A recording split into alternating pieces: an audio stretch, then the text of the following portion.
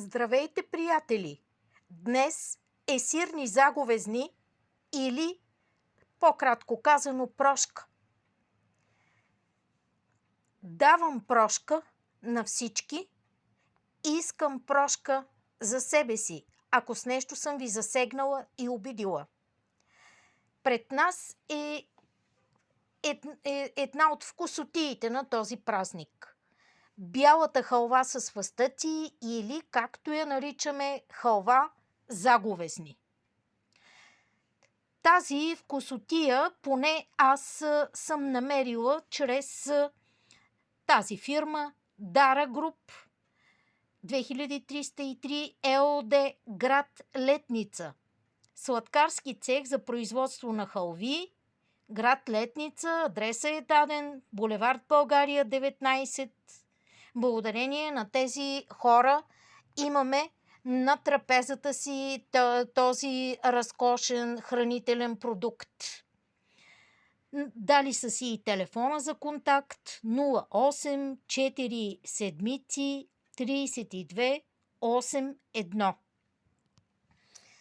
Разкошна кошничка от вафла, в която е положена бялата халва с фъстъци, както я наричаме, заговезни. Изключително качествен продукт. Съставките му са захар, фъстъци, екстракт от човен, лимонена киселина, вафлена кошничка, глутен. И тя е не само вкусотия, но и една от красотите на днешния празник.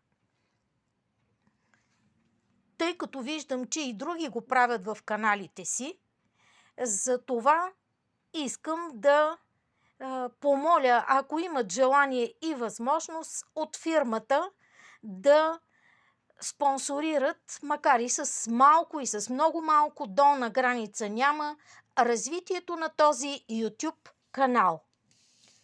Разбира се, молбата се отнася и за всички, които желаят. Ето, това е банковата сметка, на която могат да отправят финансовата си помощ. Каналът възнамерявам да го развивам и поради това споделям с вас тази молба. Нека всички сме простени днес, нека дадем прошка и нека да получим прошка от всички, които са ни наранили и нагрубили. Поздравления още веднъж за Dara Group 2303 ЕООД, град Летница, благодарение на която имаме тази традиционна бяла халва с фъстъци, която наричаме заговезни по традиция. Желая ви приятен празник!